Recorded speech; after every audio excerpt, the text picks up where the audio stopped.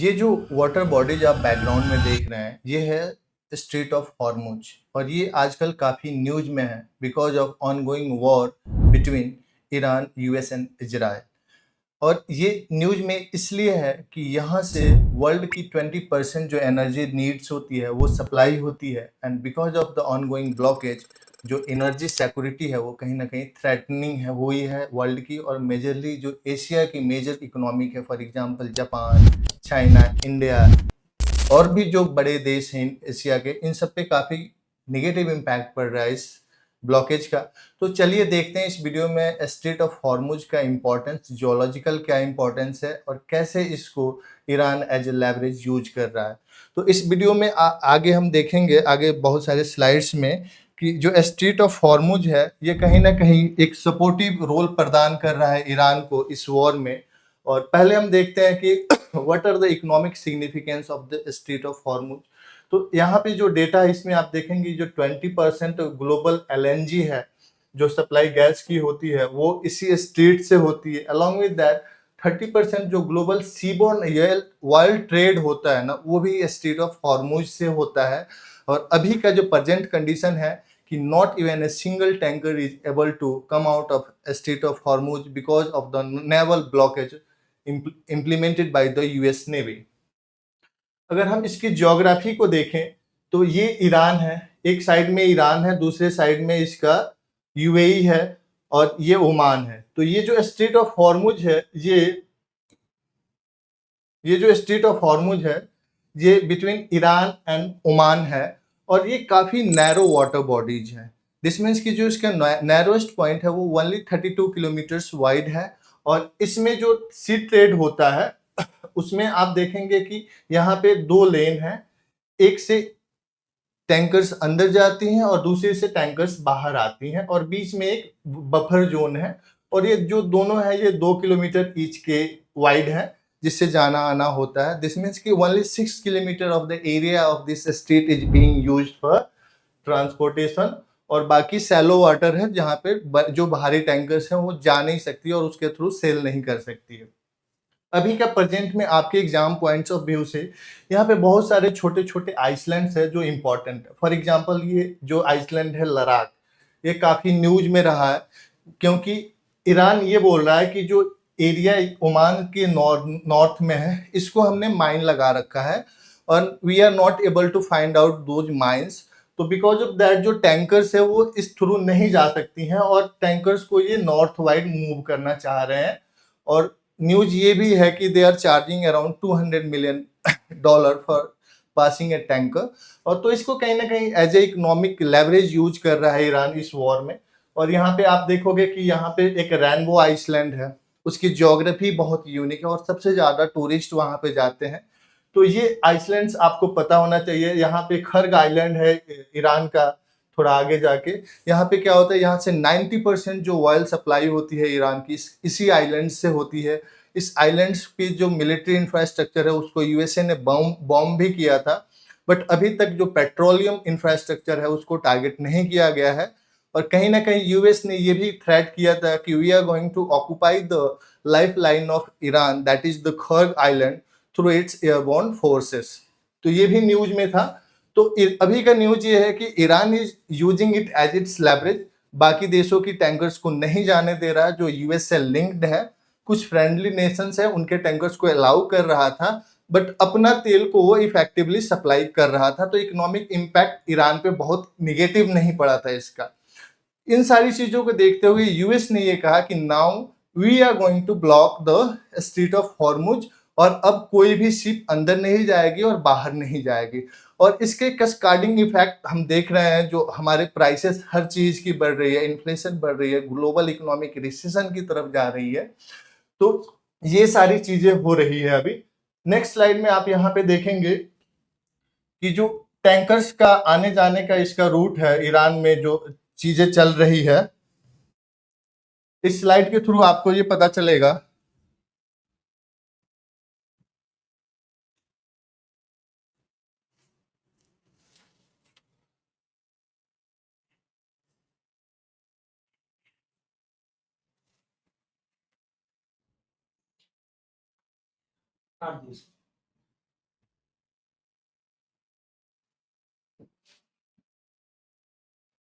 इस स्लाइड में आप देखेंगे जो टैंकर्स का इन होने का और आउट होने का आपको इसमें दिख रहा होगा। Many of the tankers are going in and out through this strait of Hormuz. जो और ये जो रेंज है काफी नैरो आपको दिखेगा यहाँ पे कि दिस रेंज काफी नैरो है, और ये जो डॉट डॉट का दिशा दिख रहा है ये है जो दिखा रहा है कि ट्रांजिशन हो रहा है through the strait of Hormuz. In the next slide, what you will see here is that there are many things happening. First of all, this is the tanker और this is the IRGC forces. IRGC क्या कर रहा है, जो इसकी small fast moving boats है ना उसको यूज कर रहा है टू टारगेट द टैंकर्स। आपने देखा कि थाईलैंड के एक टैंकर्स को सिंक कर दिया गया था। और यूएस की जो 5th फ्लीट है, यहाँ पे आप देख रहे होंगे, ये 5th फ्लीट जो यूएस की है, यूएस नेवी की, ये बहरीन में रहती है और इसका प्राइमरी काम था to protect the vital interest of shipping interest of the US and the ally in the region, but कहीं ना कहीं because of the strategy of the Iran, fast moving boats जो है इसको भी थ्रेट किया गया है। आपने देखा कि एक कैरियर पे अटैक भी किया गया था जिसको यूएस प्रेसिडेंट डोनाल्ड ट्रंप ने भी एडमिट किया था। तो कहीं ना कहीं जो ये यूएस नेवी की सुपरमेसी थी इस रीजन में, ये अभी थोड़ी सी कम हो गई है because of the strategic strategic instruments being used by the Iran, जिसमें से एक है इसकी फास्ट मूविंग बोट्स। ईरान ने ये कहा कि हमने जो वार के दौरान क्या किया, हमने जो सी माइंस लगा दिए। ये सी माइंस होते हैं, ये जमीन के समुद्र के नीचे हैं। जब भी कोई टैंकर जाएगा इससे टकराएगा, ये ब्लास्ट होगा और टैंकर फट जाते हैं। इसका इम्पैक्ट ये हो रहा है कि जो प्राइस होती है इकोनॉमी में, आपने एक टर्म पढ़ा होगा इनइलास्टिक। जो प्राइस होती है ऑयल की वो काफी इनइलास्टिक है। दिस मीन्स कि जैसे ही डिमांड कम होगी, जैसे ही सप्लाई कम होगी, प्राइस बहुत तेजी से भागता है। तो ये इम्पैक्ट आप यहाँ पे देख रहे हैं कि प्राइस जो पेट्रोलियम की है या गैस की है काफी बढ़ रही है। दो इंडिया में इसको गवर्नमेंट ने कहीं ना कहीं जीएसटी, बहुत सारी चीजें टैक्सेशन को कम करके इम्पैक्ट नहीं पड़ने दिया है, बट गैस की प्राइस इंडिया में भी थोड़ी बहुत बढ़ी है। शॉर्टेज आप देख रहे हैं। बाकी हर वो दूसरी चीज जो हमारे डेली यूज में है वो कहीं ना कहीं महंगे हो गए हैं। आप यहाँ पे देख रहे हैं कि लोगों में पैनिक बाई हो रहा है, मतलब they are just trying to feel there. इस स्लाइड में आप देख रहे हैं कि जो यूएस ने अपना ब्लॉकेज अनाउंस किया, देन आफ्टर चाइनीज जो टैंकर है उन्होंने ट्राई किया इस ब्लॉकेड को बाईपास करने का। न्यूज यहाँ तक भी आया कि दो चाइनीज टैंकर सक्सेसफुली पास कर गए हैं स्ट्रेट ऑफ हॉर्मुज का। बट बाद में इसमें क्लैरिफिकेशन आया कि जो दोनों टैंकर्स थे उनको यू टर्न लेना पड़ा because of effective blockade of US army. China की तरफ से एक काफी स्ट्रॉन्ग स्टेटमेंट भी जारी किया गया कि we have vital economic cooperation और इकोनॉमिक एग्रीमेंट विद ईरान। तो अगर यूएस ये सारी चीजें कर रहा है तो it is going to threaten their economic interest और एनर्जी सिक्योरिटी। उसके बाद से यूएस ब्लॉकेड के बाद एक सऊदी अरबिया का भी स्टेटमेंट आया और उन्होंने कहा कि ये बहुत कॉस्टली मिस्टेक है और इसको अवॉइड किया जाना चाहिए। साथ में जो अभी तक का स्टेटस है, जो 9 शिप्स थे उनको यू टर्न करना पड़ा है because of the effective blockade that is implemented by US navy. इसके बाद एक वाशिंगटन पोस्ट में एक न्यूज आया कि because of this shortcomings of the oil in the market, US is getting benefit out of this. US oil blockade is set to boost American exports and prices at the pump. कहीं ना कहीं इसका impact US में भी देखा जाएगा। Gases की prices बढ़ेंगी, पेट्रोलियम प्रोडक्ट्स के भी प्राइसेस बढ़ेंगी यूएस में, इन्फ्लेशन बढ़ेगा तो इसका इम्पैक्ट वहां पे भी देखा जा सकता है।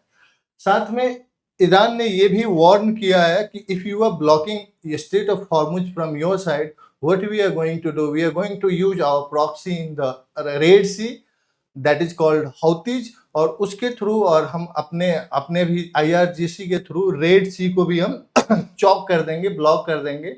अगर ऐसा होता है तो अभी जो इकोनॉमिक कॉन्सिक्वेंसेस हम देख रहे हैं इस वॉर का, ये और भी गलत और भी निगेटिव वे में बढ़ेगा और इसका impact not only on Iran, US और इजराइल बट कि पूरे वर्ल्ड को भोगना पड़ेगा। हमारी इकोनॉमी और रिसेशन की तरफ जाएगी, वर्ल्ड इकोनॉमी डाउनफॉल होगा और चीज़ें और महंगी होगी।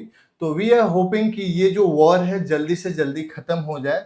इसके डायरेक्शन में कुछ डेवलपमेंट हुए हैं। फॉर एग्जांपल पाकिस्तान, टर्की, ये जो देश हैं, they are trying to bring both the party on the negotiation table. एक राउंड की वार्ता ऑलरेडी इस्लामाबाद में हुई है जो कंक्लूसिव नहीं रही। कल पाकिस्तान के जो आर्मी चीफ है वो फिर से ईरान गए हैं and we are very hopeful कि कुछ पॉजिटिव डेवलपमेंट हो, ताकि हम इस जो साइक्लिक जो वॉर चल रहा है और इसका इम्पैक्ट जो हमारी इकोनॉमी पे पड़ रहा है और हमारे रोजमर्रा के ज़िंदगी पे पड़ रहा है, इससे बच सकें। Thank you.